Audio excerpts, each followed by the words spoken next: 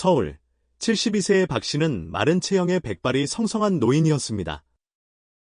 그는 정처 없이 떠도는 삶을 살았습니다.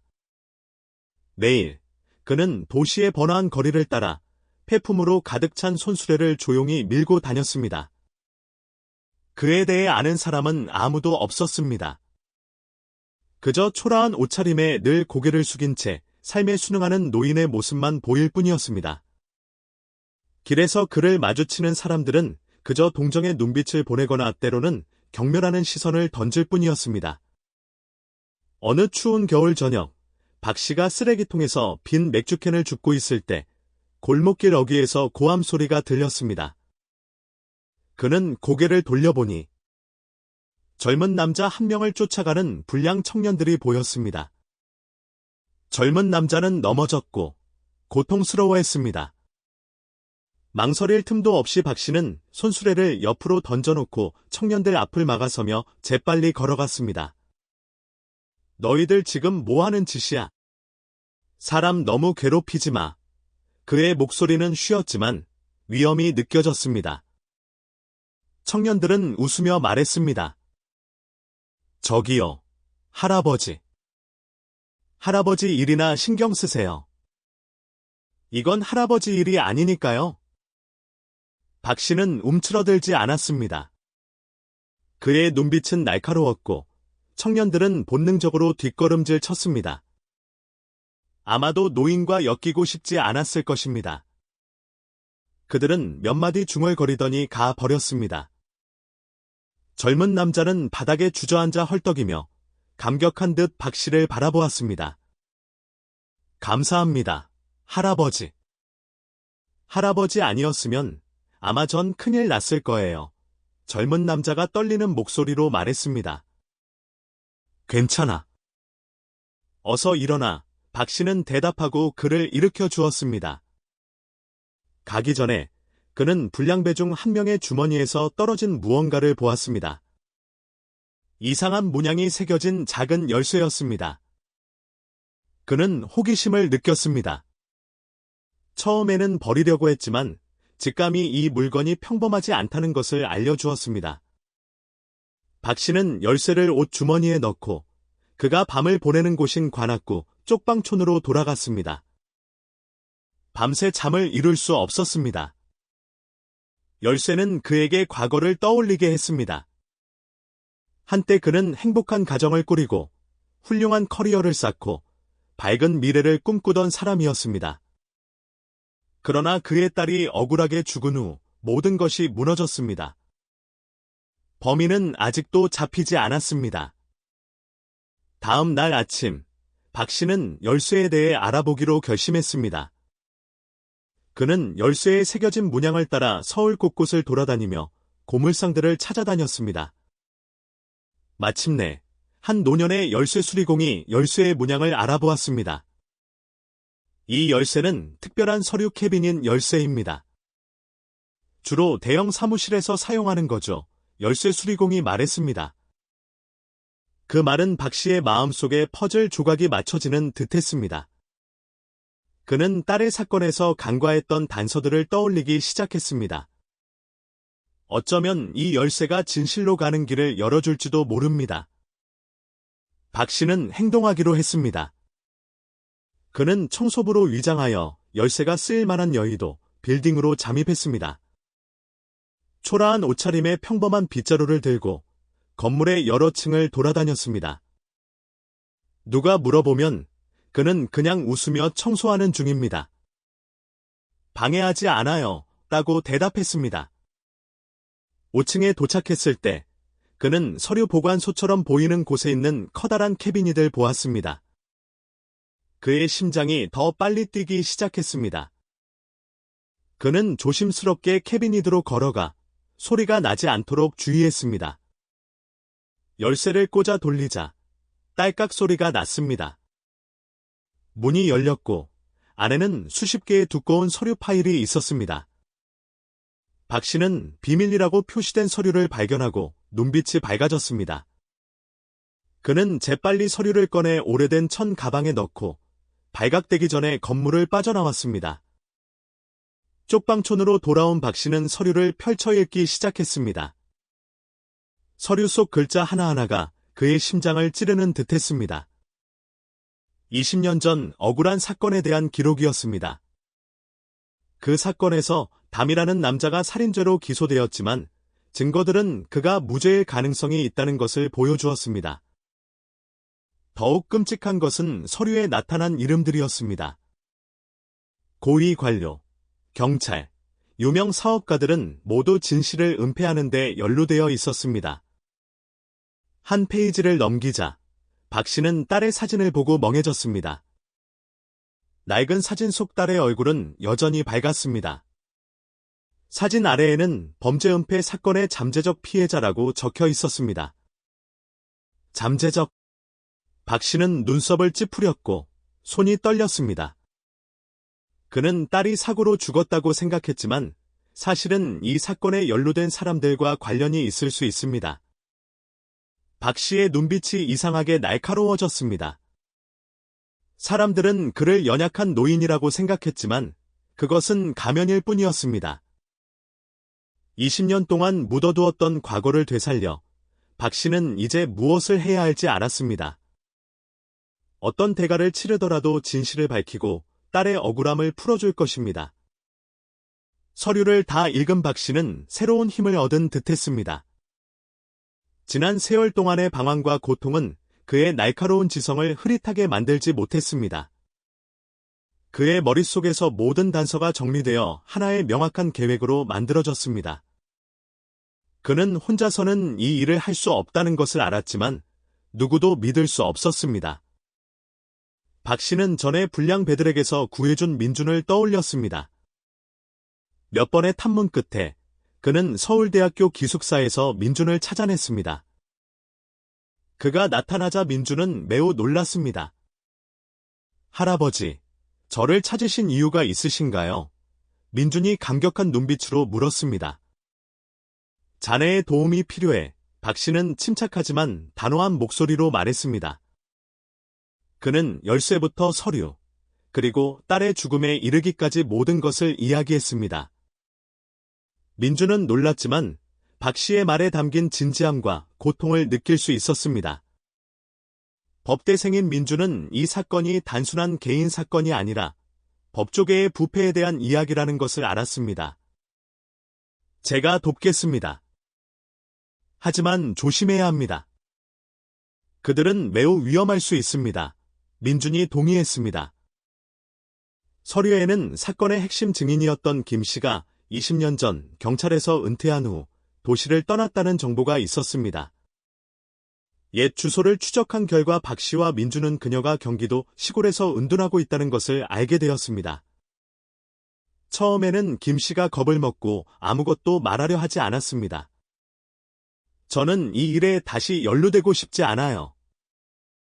진실을 말해서 모든 것을 잃었으니까요. 그녀는 두려움에 떨리는 눈으로 말했습니다. 박 씨는 포기하지 않았습니다. 그는 김 씨와 오후 내내 함께하며 딸을 잃은 슬픔과 정의를 향한 갈망을 이야기했습니다. 민준도 그녀를 설득하며 이것이 진실을 밝힐 마지막 기회라고 말했습니다. 마침내 김 씨는 마음을 열고 20년 전 사건의 증거들이 권력자들에 의해 조작되었고 그 배후에는 최성재라는 거물 사업가가 있다고 말했습니다. 최성재의 이름을 알게 된 박 씨와 민준은 계속해서 조사에 나섰습니다. 민준의 친구들을 통해 최성재가 고향 창고에 비밀 재산을 숨겨두었다는 것을 알게 되었습니다. 그곳에는 최성재의 범죄와 관련된 증거들이 있을 가능성이 컸습니다. 둘은 창고 침입 계획을 세웠습니다. 민준은 택배기사로 위장하여 잠입하고 박 씨는 밖에서 감시했습니다. 그러나 경비가 삼엄하고 첨단 감시 카메라가 설치되어 있어 계획대로 진행하기 어려웠습니다. 민준이 발각될 위기에 처하자 박 씨는 외부 전원을 차단하여 일시적인 정전을 일으켰습니다. 그 틈을 타 민준은 중요한 서류를 찾아내 탈출했습니다. 서류에는 최성재가 박 씨 딸의 사건뿐만 아니라 다른 억울한 사건에도 연루되어 있다는 사실이 드러났습니다. 서류에는 그가 경찰과 법원을 조종하기 위해 사용한 거액의 뇌물에 대한 내용이 담겨 있었습니다. 서류 속 사진에는 최성재가 20년 전 한 파티에 참석한 모습이 담겨 있었고, 그 자리에 이 씨 전직 경찰서장이 있었습니다. 이 씨는 박 씨 딸의 억울한 사건과 직접적인 연관이 있는 것으로 알려져 있었습니다. 박 씨와 민주는 이 씨를 찾아갔습니다. 처음에는 부인했지만 박 씨가 서류와 김 씨의 비밀 녹음 파일을 보여주자 이 씨는 더 이상 부인할 수 없었습니다. 맞아요. 최성재의 강요로 모든 것을 은폐했습니다. 그는 제 약점을 너무 많이 알고 있었어요. 이 씨가 후회스러운 목소리로 고백했습니다. 이 씨는 또 하나의 중요한 정보를 제공했습니다. 사건 당시 목격자의 긴급 통화 녹음이 있었지만 그 녹음이 서류에서 삭제되었다는 것이었습니다. 이 녹음은 20년 전 사건 피해자의 무죄를 입증할 수 있을 것이었습니다. 그러나 녹음 파일은 이미 파기된 것으로 알려졌습니다. 더 조사한 결과 박 씨와 민주는 그 사본이 중구경찰서의 오래된 서류 보관소에 있다는 것을 알게 되었습니다. 녹음을 얻기 위해 경찰서에 잠입해야 했습니다. 그러나 이번에는 계획이 발각되었고 그들은 최성재의 부하들에게 쫓기게 되었습니다. 추격전에서 민준이 부상을 입었고 박 씨는 민준을 구하기 위해 위험을 무릅썼습니다. 그러나 결국 그들은 귀중한 녹음 파일을 들고 탈출했습니다. 모든 증거를 손에 쥔 박 씨와 민준은 최성재와 공범자들을 고소하기로 했습니다. 민준은 법대생이었지만 책임감을 가지고 서류를 준비하고 로펌의 사건을 맡도록 설득했습니다. 한편 박 씨는 최성재의 다른 피해자들을 찾아 그들과 함께 투쟁했습니다. 박 씨와 민준의 정의를 되찾기 위한 여정은 더 이상 개인의 이야기가 아니었습니다. 그것은 약자들이 함께 일어나 불의에 맞서는 사회적 운동이 되었습니다. 그러나 그들 앞에는 최성재라는 한 사람뿐만 아니라 부패한 시스템 전체와 싸워야 하는 어려운 싸움이 기다리고 있었습니다. 박 씨와 민준이 모은 자료들은 최성재가 조종하는 권력망을 분명하게 보여주었습니다.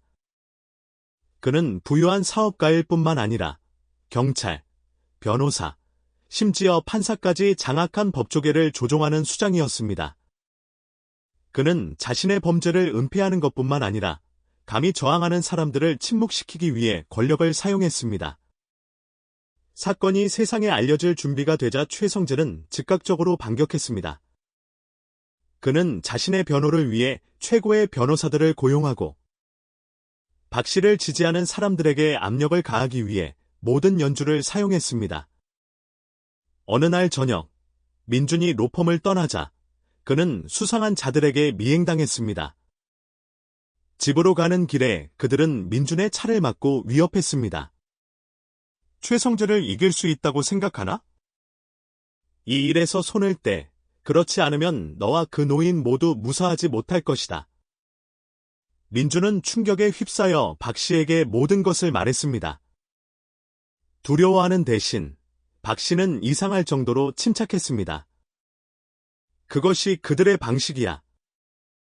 두려움을 이용하여 우리를 후퇴시키지.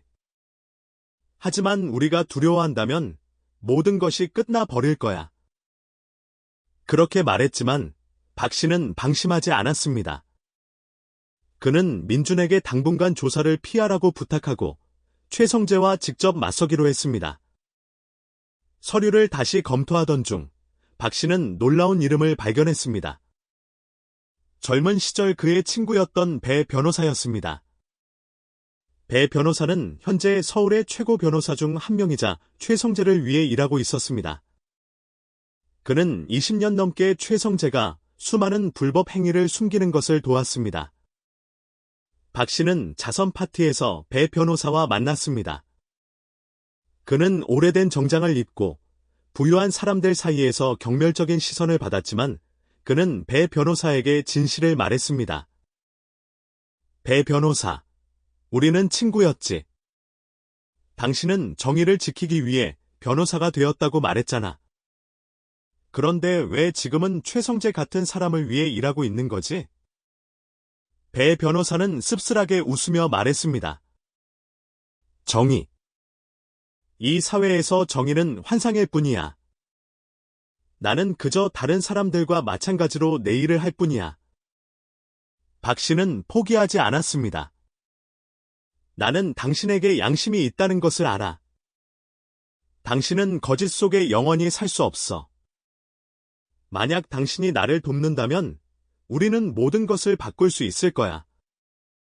배 변호사는 아무 말도 하지 않았지만 그의 눈빛은 흔들리고 있었습니다. 얼마 후, 박 씨는 낯선 전화를 받았습니다. 수화기 너머에는 최성재가 있었습니다. 박 씨, 당신이 뭘 하고 있는지 알고 있어. 하지만 당신은 돈뿐만 아니라 권력도 가지고 있다는 것을 알아야 해. 만약 계속한다면 당신뿐만 아니라 민준도 위험해질 거야. 위협에도 박 씨는 흔들리지 않았고 더욱 결의를 다졌습니다. 그는 대답했습니다. 최 사장, 당신의 돈과 권력으로는 영원히 진실을 감출 수 없어.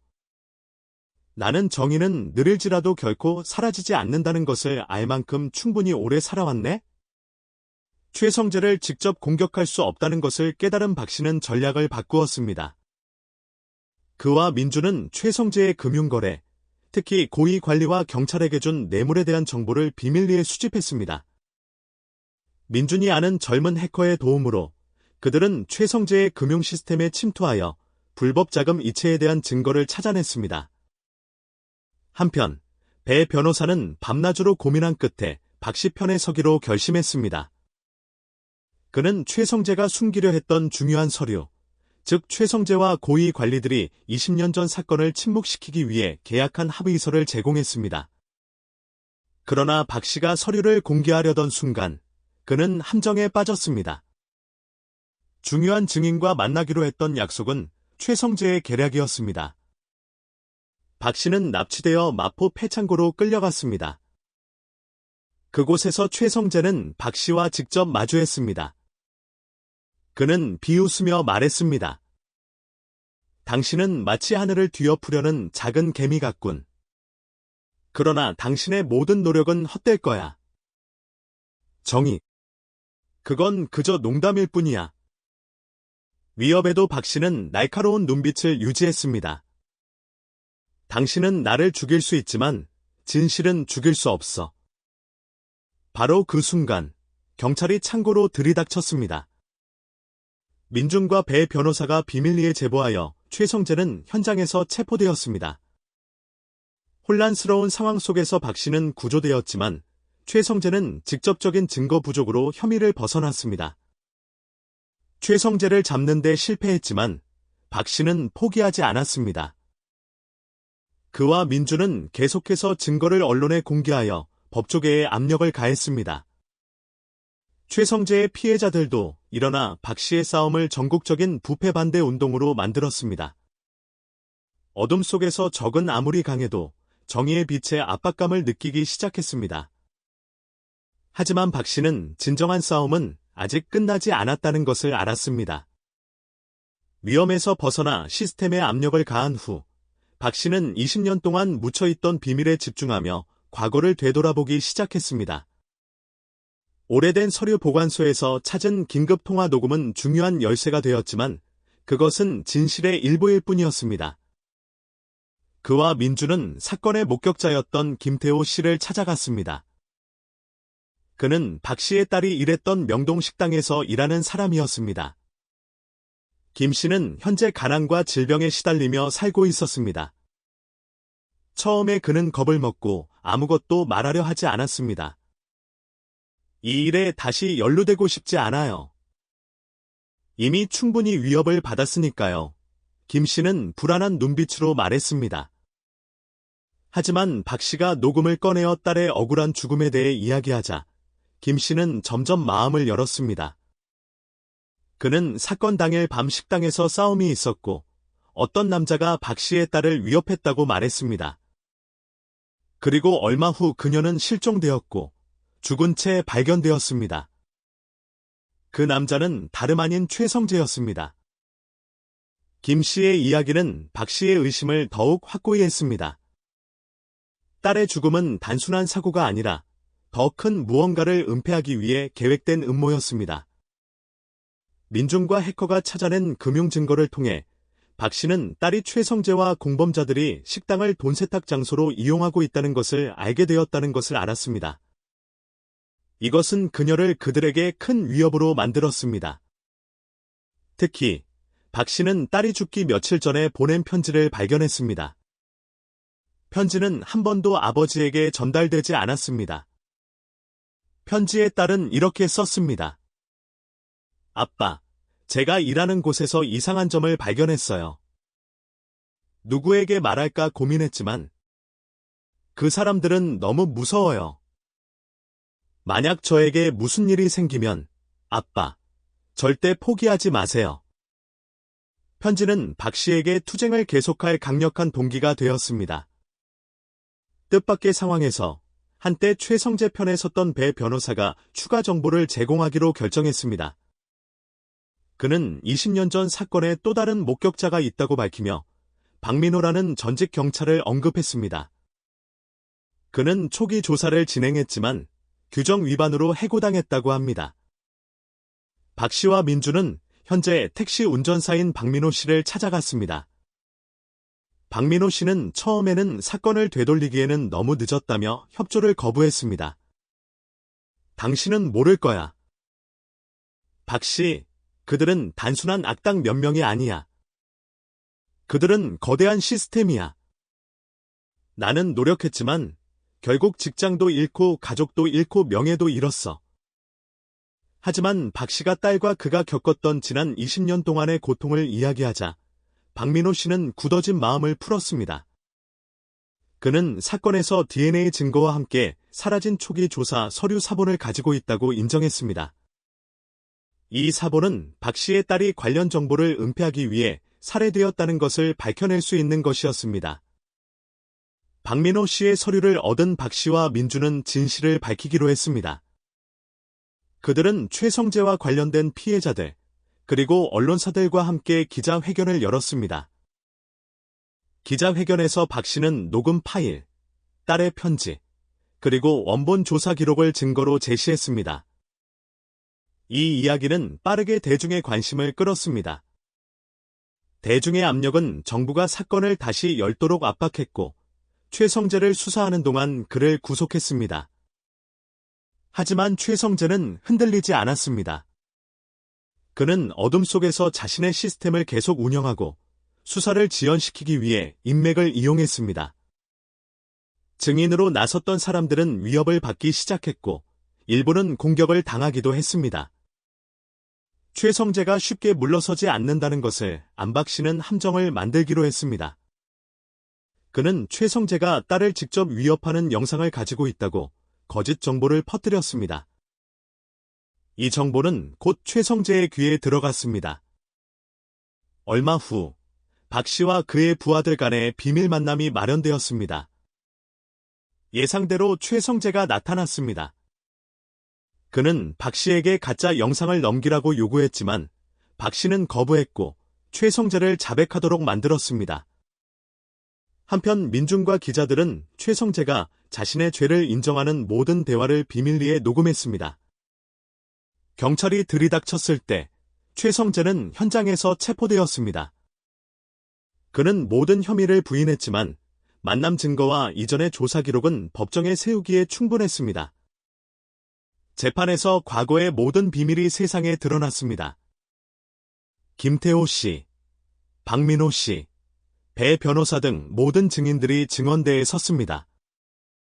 부인할 수 없는 증거와 증언에 힘입어 최성재와 공범자들은 살인, 돈 세탁, 법조계 조작 등의 죄목으로 유죄 판결을 받았습니다. 그들 중에는 진실을 숨기는데 동참했던 여러 고위 관리와 경찰도 포함되었습니다. 최성재는 법정을 떠나며 박 씨를 쏘아보았고 증오가 담긴 눈빛을 보냈지만 박 씨는 아무런 감정도 드러내지 않았습니다. 부정적인 감정이 그의 영혼을 뒤덮도록 내버려 두지 않았습니다. 최성재 사건은 사회에 큰 파장을 일으켰습니다. 수많은 부패 스캔들이 밝혀졌고 부패했던 관료들이 드러났습니다.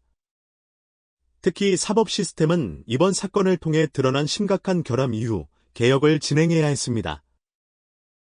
최성재에게 피해를 입었던 사람들은 정부로부터 보상과 사과를 받았습니다. 박 씨의 가족은 이전으로 돌아갈 수 없었지만 과거의 짐을 내려놓을 수 있었습니다. 재판이 끝난 후 박 씨는 인터뷰나 칭찬을 모두 거절했습니다. 그는 다시 평범한 삶으로 돌아가 폐품을 줍는 일을 계속했지만 그의 낡은 눈에는 다른 빛이 빛나고 있었습니다.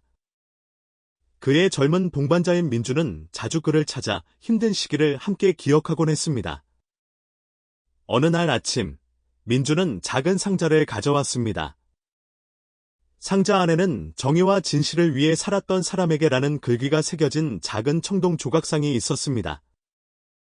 제가 만든 겁니다, 할아버지. 칭찬이 아니라 할아버지께서 하신 일이 얼마나 위대한지 기억하시라고요, 민준이 말했습니다. 박 씨는 미소를 지으며 조각상을 테이블 위에 올려놓고 차를 한 모금 마셨습니다. 고맙네, 민준. 하지만 가장 중요한 것은 내가 딸의 억울함을 풀었다는 것이야.